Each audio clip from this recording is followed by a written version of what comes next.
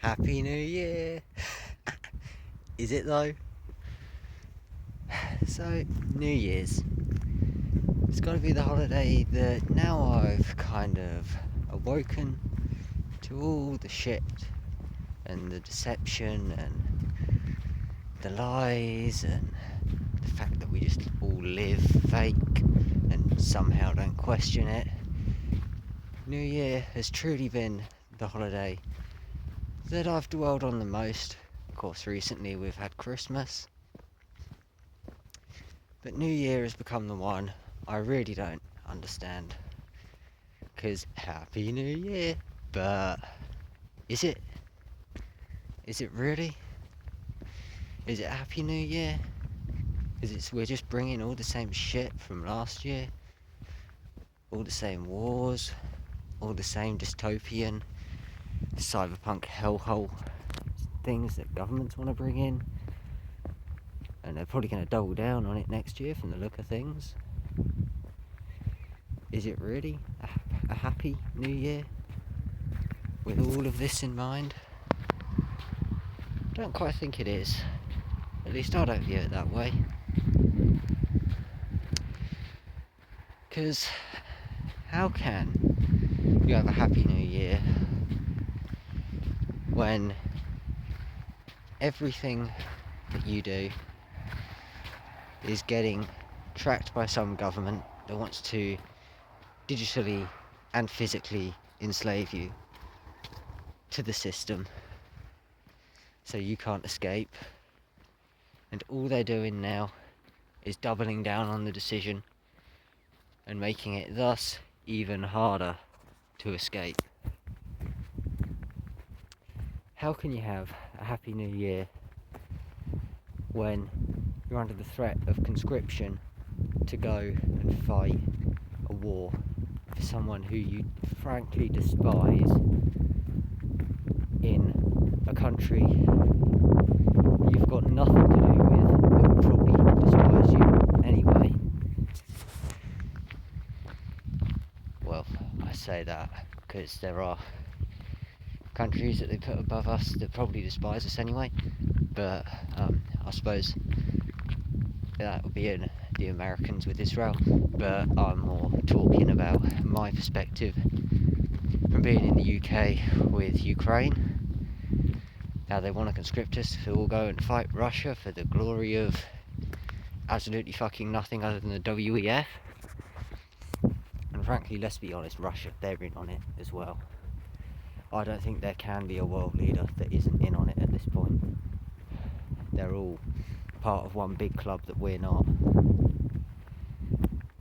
But yeah, doesn't feel like a Happy New Year. You got my generation. We know we've got two choices at this point. Sit down and take it, do what the government and the older generations say, shut up and die in a war for absolutely no one while getting no appreciation and being completely discarded to the streets because we can't afford housing, even while working God knows how many jobs. Or the thing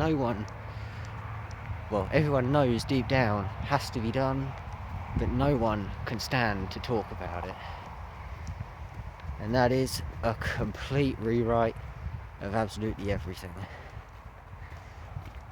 Will it send us back a few decades? Maybe. With technology, maybe. Possibly. Maybe a lot of things will be destroyed in the process. Whether that's a good or bad thing, I guess you need to decide. But it will get rebuilt. We're probably the most technological advanced generation that could figure out how to redo this stuff. Well, yeah, I mean, technically Gen Alpha grew up with it more than Gen Z, but I don't know. From what I've heard, Gen Alpha is still too glued to their iPads. But hey, what can we really expect? The oldest one is like, when is Gen Alpha? Like 2012? Oldest one's like probably 13. But yeah, is it really a happy new year with all this in mind? All this shit that we're gonna basically just be enslaved to a government. We have to go and die for their vision, what they want, because we know we'll never get what we want. And, you know, bringing up the concept of conscription, here's what I never understand. How people say about the glory of a nation and how you should be patriotic and go and die for your country and all this load of bollocks. How are you dying for your country? We're not being attacked, we're not being invaded. Hell, the way I look at it, how can you defend your country by being God knows how many miles away and just leaving everything else defenceless? Like, here in the UK at least, and I'm assuming it's like this for most of Europe, who's threatening to conscript people to go and fight in Ukraine. Well, aside from, yeah, I've heard Poland's a bit more relaxed with it, and places like that, and Czech Republic, and Switzerland. But the guns, that's what wars are fought with, at least from a infantry or, in this case, guerrilla perspective. How can you want to defend something that doesn't trust you to defend it outside of the government complex? Because the army, well, all the military, it is federal, right? It is a government institution. Like, you are property of the government. They order you where to go, what to do, all this. But what, once you get out, all of a sudden you just forfeit the ability to be able to do that? Because I mean, you're looked at as an extremist over here if you so much as propose the idea of an armed population as a deterrence, be it to enemies foreign or domestic. I mean, you can call me American all you want. I'm not talking about the Second Amendment, because I don't believe any piece of paper gives you rights. I believe you are born with the right to liberty, and yes, that means being able to buy and own things without the government meddling in it.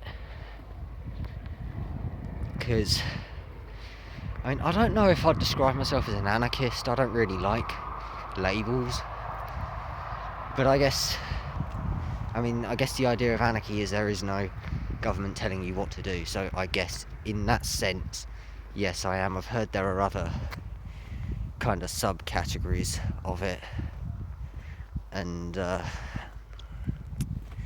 yeah, I don't think I fit into any of them, because I don't know if I'm centre, left, right, whatever, because let's be honest, left wing, right wing, same bird. But I will say I don't fully agree with either. I have views on certain things that one side don't like, and I have views on other things that the other side doesn't like. I don't really give a shit if you're liberal, Republican, conservative, whatever your country calls it. If you don't believe in liberty, then I don't like you. If you believe in liberty, hey, we're chill. I'm sure we can work things out. Because honestly, recently, I've just kind of gone liberty over everything else. Liberty over safety, liberty over just everything. Because I've seen how far this government overreach and shit has gone. and people have done nothing. Recently over here, that whatever his name was, Allah something Fatah, whatever his name is, I think it was like three or four words made up his name. He was rescued from a prison in Egypt or something. I can't even fucking remember why he was in there. But Starmer got him released. Oh, there go the fireworks, it's midnight. Starmer got him released.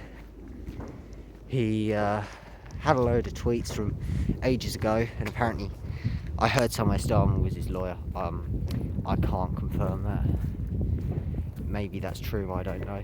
But point still stands. The fucking Prime Minister of this shithole of a country fucking stood there and said about how it was his top priority and rejoiced in how good it was that we got this person over here and wanted to fucking kill us. Make it make sense. And this man is still in office. No one did anything. We had a few people moan on social media. Well, I guess, yeah, I can talk. We had a few people moan on social media. We have people saying about how, oh yeah, revolution, it's inevitable, but they won't do fuck all. I mean, I've kind of taken the seat of, yeah, it'd be nice, but it'll never happen. No one will actually make the first move, because that's the problem. One person makes a move, everyone else goes, oh no, that was him, don't blame us. And we're back to square one. But you might think I sound extreme saying this, but am I really? Something has to give. This can't go on forever. Because if it does, we'll just be in a quite literal cyberpunk dystopia. Just without all the cool shit. But yeah, I don't really know what to say on this front. I guess I did kind of go off topic in New Year's for this little rant, but it still stands. Because in the new year, all this shit is going to carry over. Nothing's changing. It's not like we start a blank slate, all the wars stop, everyone goes back to just being neutral. Oh, I've got fireworks going off from all directions now. But yeah, there's no way this can go on forever. I don't see how it can without somebody doing something and everyone else going, yeah, finally, let's fucking go. But it does feel hopeless. I don't know if I'm an extreme or not. I really don't think I am. I mean, I never want to hurt anybody, but I will if said person threatens my liberty, or anyone else's for that matter. I truly just... The current political situation does feel hopeless. They're all as bad as each other. They're all in the same bed. Because look anywhere in the world where they're either actively disarming people or people have already been disarmed.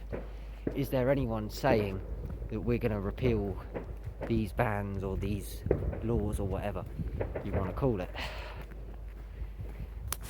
Because no, there isn't.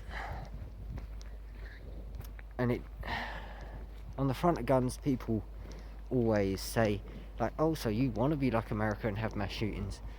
Well, no.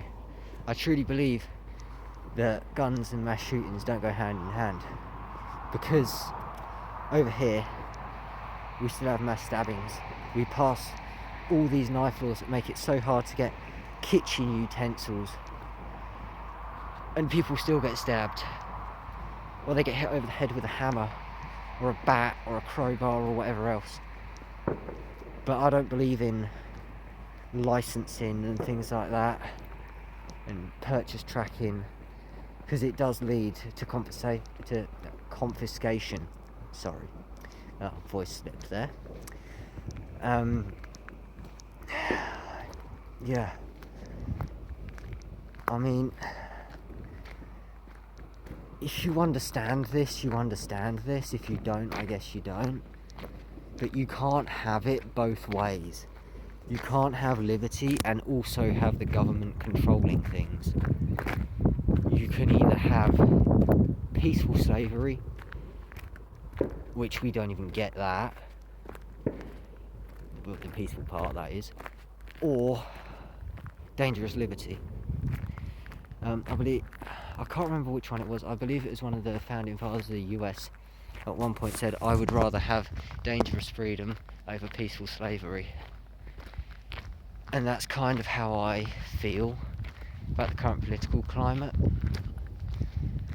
As a Brit, it feels weird to say that, because we're kinda, everyone over here is like, oh, that's Americanized, oh, we're too Americanized. Yeah, I don't think it should be a virtue of any country to say that you want liberty for all. On the front of it being an American thing, well, it's not. America, I'm sorry to say it, but you are not free. You haven't been free for God knows how long. Probably the second the Revolutionary War ended. Yeah, that might be a bit unfair. But let's look at all the shit you put up with. Well, I guess it's not government run, but HOAs, the horror stories I've heard about that. Property taxes and how they work to keep you working into the slave machine your whole life. Even if you've paid your house off, someone can still come and say that it's theirs, generally the government or the bank, which that makes no fucking sense at all to me, because the government owns all the lands that you are on, which that doesn't sound like freedom, at least to me. Yeah, you have paperwork and registration and things for and tax stamps for your machine guns and SBRs and things, and short barrel shotguns and things like that. You have the ATF approval for suppressors. Yes, I know that they got rid of the tax stamp on that starting January 1st. Whether that's gone through or not, I don't know. Of course, it's midnight as I'm recording this, walking in the dark. I can see some fireworks going off still. Yeah, I don't know. I just don't see that there's a happy new year at all. I mean, I've spoken about this in my Christmas videos and how it just feels, this year particularly feels so hopeless. Like last year you could fake it through, I suppose. This year I just don't feel like it at all. It just, how am I setting off this way? That sounds some big uns. But yeah, I spoke about this in my last couple of videos. I mean, I think I kind of started doing it this time, these videos, this time of year, just because I knew I'd need somewhere to vent about this, because my family just view it as ungrateful party people, and that's what I get. But no, I mean, I'm happy enough in the sense of, I guess it's a nihilistic kind of happy. I can smile at it and laugh at it and go, yeah, this life's fucking shit. But I don't know. Any older viewers who happen to see this, was it truly different? Was it really back when you were younger? Because the world's always been a shithole. I mean, look at history. There's always been wars. There's always been something, some form of suffering going on. Whether it be tyrannical governments, needless wars and slaughters and genocides, diseases, all sorts. I mean, this is another topic for another day. Again, I don't call myself anything like an anti-natalist, although I guess I do lean towards that philosophy. But I have my reasons. This is another video. I will explain it there, I suppose. Damn, I've got a lot of videos in the queue to do for you, haven't I? I guess once we get New Year out of the way. But yeah, tell me, what is happy about this New Year? I don't see any good news. Ukraine war's going to drag on. More people are going to die brutally. More civilians are just going to be displaced. More people are going to be forced to go and kill against their will. More people are going to suffer. More people are going to starve. We've got Boko Haram going around Africa massacring villages right now. The whole Sudan, South Sudan thing.